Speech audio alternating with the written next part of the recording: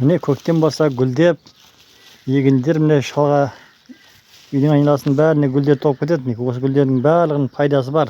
Біз соны байқамаймыз ғой. Мен қазір мынау интернеттен қарадым, мынау одуванчик деген өте пайдалы екен. Бақ қазақшасы. Соны қазір гүлдерін, одан кейін жапырақтарын жинайтын боламын. Одан кейін тамырын жинайтын боламын. Өте пайдалы екен. Мынау лопух деген өсімдік. Бұның тамыры өте керемет. Мочегонный әртүрлі ауруға ем екен. Қазір осында қазір алатын боламын тамырларын. Қазір шемлекеттерін бәрін жинап алып, кейін сіздерге көрсетіп боламын. Үйдің астының бәрі сондай үйлер. Айтады ғой орыста жаңағы. Аптека под ногами дейді. Сол сияқты аяғымыздың астында жатыр аптекалар.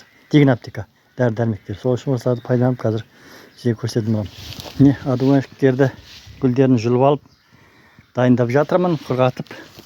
Мынау шөптер жаңағы аралас. Мынау корень лопуха дейді. Лопухтың тамырын жуып, қазып алып, жуып, тазалап, енді майдалап кесемін да кейін құрғатып, онда дайындаймын. Тегін дәріхана сатып алып жүрмейсің.